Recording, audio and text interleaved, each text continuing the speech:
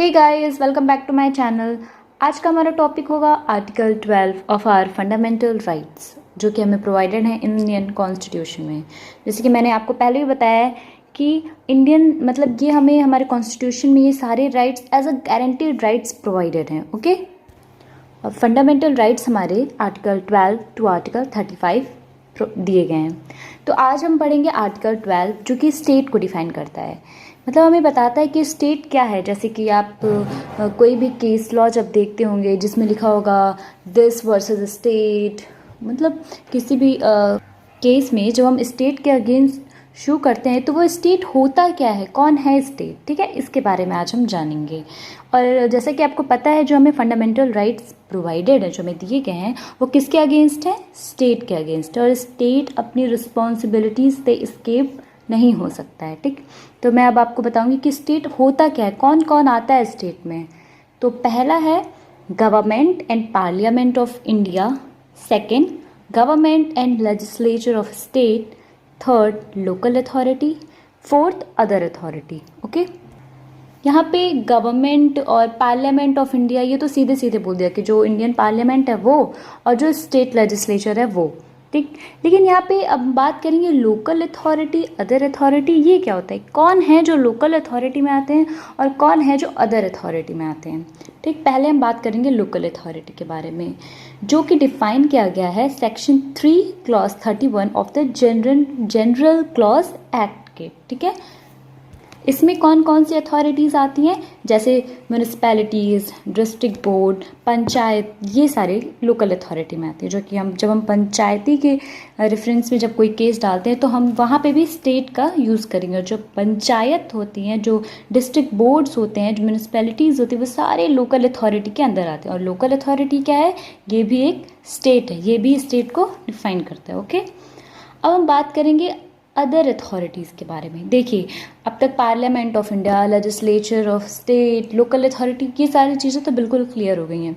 ठीक, लेकिन other authorities में हमें थोड़ा इंटरप्रिटेशन लेके चलना होगा, जिसमें दो तरह के इंटरप्रिटेशन हम देखेंगे, लिबरल और रिस्ट्रिक्टेड। बहुत सारी कंट्रोवर्सीज, बहुत सारे केसेस के बाद ये डिसाइड हो पाए कि आखिर अदर अथॉरिटीज़ में कौन कौन ऐसी चीज़ें हैं जो स्टेट में इंक्लूड होंगी। ओके, अब इसको हम कुछ केस लॉज के थ्रू समझेंगे। ठीक है, जो इसमें सबसे पहला केस आया था वो था university of Madras versus Shantabai का केस। इसमें जो मद्रास हाई कोर्ट था उसने एक टर्म का यूज़ किया, एडजस्टम जनरस। उसने यहाँ पे एडजस्टम जनरस को लेके स्टेट है क्या नहीं डिफाइन किया। तो एडजस्टम जनरस का मतलब होता क्या है, एडजस्टम जनरस लाइक कि अगर कुछ चीज़ें जो लाइक नेचर की, मतलब एक जैसी हैं, कि जैसे कि अगर मैं कुछ चीज़ों का नाम लूँगी, जैसे कि रोज़, लोटस, तो लिली, तो नेक्स्ट आपके दिमाग में क्या आएगा, अगर आपके दिमाग में मतलब आपके दिमाग में कोई भी फ्लावर का नेम नहीं आएगा। ओके, लाइक अब आप नेक्स्ट कुछ भी बोल सकते हैं, सनफ्लावर, है ना। तो जो लाइक नेचर के होते हैं, तो इस केस में यही एडजस्टम जनरस के रूल को फॉलो करते हुए यही कहा गया कि जो एक जैसे नेचर के होते हैं, जो लाइक नेचर के होते हैं, उनको ये इंडिकेट किया, उस अथॉरिटीज़ को ये इंडिकेट किया। और ये बोला कि जो गवर्नमेंटल और सॉवरेन फंक्शन करते हो, ठीक है, जिसका फंक्शन कैसा हो, गवर्नमेंटल हो और साथ ही साथ सॉवरेन हो। तो इस केस में मेनली बात किस पे उठा था कि यूनिवर्सिटीज़ जो होती हैं हमारी, क्या वो स्टेट होती हैं, मीन्स जो हमारी यूनिवर्सिटीज़ हैं जिसमें आप पढ़ रहे हैं, क्या वो स्टेट है या नहीं है। तो इसमें सबसे पहले शांताबाई के केस में यही कहा गया कि जो यूनिवर्सिटीज़ हैं वो स्टेट नहीं हैं, according to they follow the rule of ejusdem generis, जिसमें लाइक नेचर के बारे में ये बात करते हैं और जिसके पास गवर्नमेंटल और सॉवरेन फंक्शन होता है। तो इनके हिसाब से यूनिवर्सिटी के पास इसमें से कुछ भी नहीं है, इसलिए यूनिवर्सिटीज स्टेट नहीं है। ये हमारा रिस्ट्रिक्टेड इंटरप्रिटेशन था स्टेट को लेके। ओके, जो कि शांताबाई के केस में बताया गया। नेक्स्ट हमारा होगा liberal interpretation, Ujjambai versus state of UP, यानी उत्तर प्रदेश।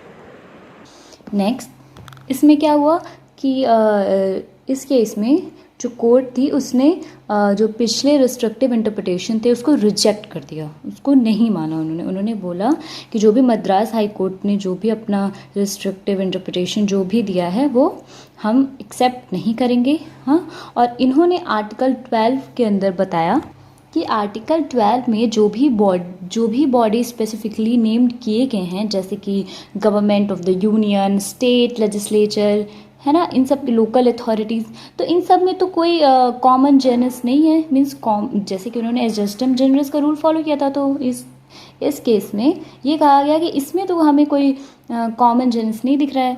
तो इसलिए कि ये सारी बॉडी भी सेम नहीं है, इसीलिए हम इन्हें किसी भी कैटेगरी बेसिस पे नहीं बता सकते कि ये स्टेट है कि नहीं है, क्योंकि इन सबको भी हम एक सिंगल कैटेगरी में प्लेस नहीं कर सकते। ओके, नेक्स्ट हमारा केस है Rajasthan electricity board versus Mohanlal. ये सारे केस बहुत ही इंपॉर्टेंट हैं, जो कि आपको नोट डाउन भी कर लेना चाहिए, और जब भी आप आर्टिकल 12 को रिप्रेजेंट करें किसी भी आंसर में, तो ये सारे केसेस लिखना मस्ट है। ओके, सो हमारा नेक्स्ट केस क्या था, Rajasthan electricity board versus Mohanlal. इसमें जो सुप्रीम कोर्ट ने एक अलग ही एक नया क्राइटेरिया निकाल के दिया। इसमें सुप्रीम कोर्ट ने क्या कहा कि कोई भी बॉडी जो लॉ बनाती है, जो ऐसा लॉ बना सकती है जिसके पास इतनी पावर हो कि वो फंडामेंटल राइट्स को इफेक्ट कर सके, ठीक, अगर किसी के पास इतना पावर है तो वो आएगा हमारा अदर अथॉरिटीज़। मीन्स जो आर्टिकल 12 में अदर अथॉरिटीज़ मेंशन है उसमें ये आएगा, जिसके पास इतना सफिशिएंट पावर्स हो कि वो फंडामेंटल राइट्स को भी इफेक्ट कर सके। ऐसा सुप्रीम कोर्ट ने एक क्राइटेरिया दिया इस केस में। और साथ ही साथ ये भी कहा कि ऐसा बिल्कुल भी ज़रूरी नहीं है कि इनका जो परफॉर्मेंस हो वो गवर्नमेंटल हो या सॉवरेन फंक्शन करता हो, जैसा कि हमने शांताबाई के केस में देखा था, क्योंकि वो उस गवर्नमेंटल और सॉवरेन के बारे में बात कर रहे हैं। तो राजस्थान इलेक्ट्रिसिटी बोर्ड में सुप्रीम कोर्ट ने कहा कि ऐसा बिल्कुल भी ज़रूरी नहीं है कि वो गवर्नमेंटल और सॉवरेन फंक्शन परफॉर्म करें, इनका नेचर कुछ भी हो सकता है। Okay, so according to this case ये माना गया कि जो हमारी यूनिवर्सिटीज़ हैं वो क्या हैं, वो भी एक स्टेट हैं। क्लियर गाइज, देखिए शांताबाई के केस में कहा गया कि यूनिवर्सिटी स्टेट नहीं है, उन्होंने एडजस्टम जेनरस के रूल को फॉलो किया। नेक्स्ट उज्जम बाई के केस में क्या बोला कि एडजस्टम जेनरस रूल को फॉलो करने का कोई मतलब नहीं है, क्योंकि जो भी क्राइटेरियाज जो भी हमारे दिए गए हैं आर्टिकल 12 में, जितने भी like parliament of state, legislature, local authority, इसमें कोई भी कॉमन चीज़ नहीं है, इसलिए हम इस रूल के बेसिस पे किसी को प्लेस नहीं कर सकते। फिर राजस्थान इलेक्ट्रिसिटी बोर्ड में कहा गया कि जो यूनिवर्सिटीज़ हैं वो स्टेट हैं, क्योंकि हम किसी भी बॉडी को इस बेसिस पे डिवाइड नहीं कर सकते, मतलब डिसाइड नहीं कर सकते कि उनका परफॉर्मेंस कैसा है, गवर्नमेंटल है, सॉवरेन है, कैसा उनका नेचर, कुछ भी हो सकता है। तो यहाँ पे माना गया कि यूनिवर्सिटीज़ जो हैं वो स्टेट हैं, क्योंकि उनके पास इतनी पावर होती है। ओके, और अपने इस डिसीज़न को सपोर्ट करने के लिए सुप्रीम कोर्ट ने कुछ और आर्टिकल्स का भी रेफरेंस दिया, जैसे आर्टिकल 19(1)(g) और 298। ओके, जो कि ट्रेड एंड बिजनेस के बारे में बात करता है। साथ ही साथ आर्टिकल 46 की भी बात की गई है, जो कि हमें प्रमोट करता है एजुकेशनल और इकोनॉमिक इंटरेस्ट को इन्हेंस करने में। ठीक है, नेक्स्ट हमारा है, अच्छा हाँ, इस केस में ये भी कहा गया है कि जो अदर अथॉरिटीज़ हैं उसमें क्या और भी क्या चीज़ें कवर हो पाएंगी, वो चीज़ें जो हमारे इन पर्पस को पूरा करें, जैसे कमर्शियल एक्टिविटीज़ को या प्रमोट करना किसी एजुकेशनल और इकोनॉमिक इंटरेस्ट को। ठीक है, जो कि एक वीकर सेक्शन को दूर करता है। ओके, नेक्स्ट हमारा केस है सुखदेव सिंह वर्सेस भगत राम सरदार सिंह रघुवंशी। ओके, इसमें कुछ स्टैट्यूटरी कॉरपोरेशंस के बारे में बात किया गया है, जैसे ONGC, IFC, LIC। ठीक है, इन सारी चीज़ों के बारे में बात किया गया है।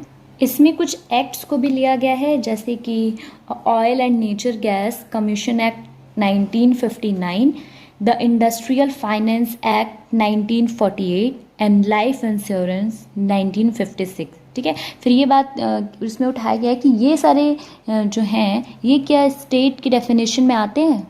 तो इसमें क्या कहा गया कि जो तीनों कॉरपोरेशंस हैं उनके पास इतना पावर है कि वो कुछ रूल्स को बाइंड कर सके, रूल रेगुलेशंस बना सके, और इनके पास परवेसिव गवर्नमेंटल कंट्रोल भी होता है, इसीलिए ये भी अदर अथॉरिटीज़ के अंदर आएंगे। इसमें भी जो पिछला हमारा केस था राजस्थान इलेक्ट्रिसिटी केस, उसको ही लेते हुए इस केस का भी डिसीजन दिया गया था। नेक्स्ट केस है हमारा international airport authority case. Means इसका पूरा नाम है Ramana Dayaram Shetty versus international airport authority of India. इसमें भी ये क्वेश्चन रेज किया गया कि जो इंटरनेशनल एयरपोर्ट्स होते हैं क्या वो स्टेट हैं।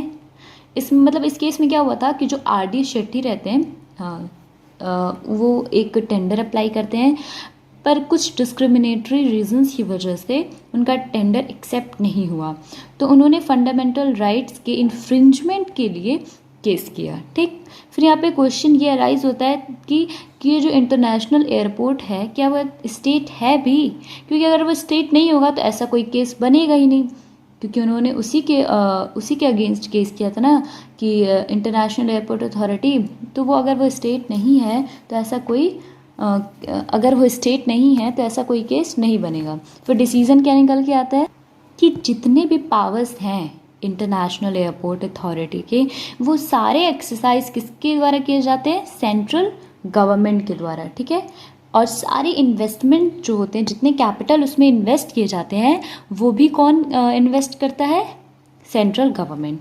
तो इसका मतलब वो क्या हुआ, इंटरनेशनल एयरपोर्ट अथॉरिटी भी क्या हुआ, स्टेट हुआ। ऑफ कोर्स वो स्टेट हुआ आर्टिकल 12 के अंदर, क्योंकि उसके सारे फंक्शंस सारे फंक्शंस और सारे इन्वेस्टमेंट किसके थ्रू होता है, सेंट्रल गवर्नमेंट के थ्रू होता है।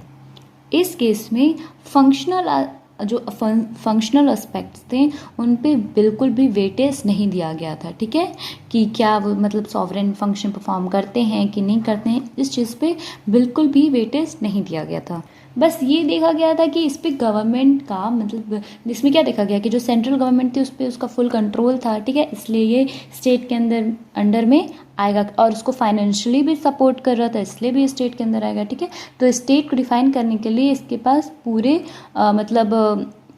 सफिशिएंट इंस्ट्रूमेंट्स थे। ओके, इतनी सारे केस लॉस के बाद फाइनली हमें कुछ डिटरमाइनिंग टेस्ट दिए गए हैं। ठीक है, जो ये डिसाइड करेगा, ये डिसाइड करने में हेल्प करेगा कि ये बॉडी स्टेट है या स्टेट नहीं है। ये केस में दिया गया उस केस का नाम है अजय हसिया वर्सेस खालिद मुजीब। ओके, इसमें सुप्रीम कोर्ट ने क्या कहा कि वो बॉडी स्टेट होता है जो इंस्ट्रूमेंटेलिटी और एजेंसी हो स्टेट का। ठीक है, जो ऐसा एक्ट करता हो कि वो एक स्टेट का एक एजेंट है, और अगर ऐसा है तो वो भी आर्टिकल 12 में आएगा। अब हम उस 6 डिटरमाइनिंग टेस्ट के बारे में जानेंगे जो हमें दिया गया ये डिसाइड करने के लिए कि स्टेट है या नहीं है। पहला है entire share capital is held by the government, कि जितने भी शेयर कैपिटल उसमें लग रहा है वो गवर्नमेंट के द्वारा दिया गया हो। दूसरा फाइनेंशियल असिस्टेंट हो, फाइनेंशियल असिस्टेंट भी मतलब कौन हो, गवर्नमेंट हो।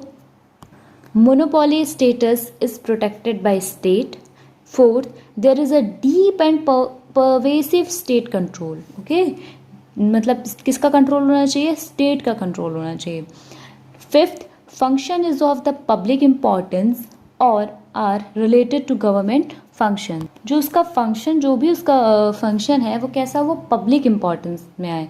ठीक है, जनता के हित में हो। ठीक, next sixth, a government department is transferred to a cooperation. ये सारे 6 हमें डिटरमाइनिंग टेस्ट दिए गए थे ये डिसाइड करने के लिए कि क्या ये स्टेट है या स्टेट नहीं। अगर ये 6 चीज़ देखें तो वो स्टेट होगा।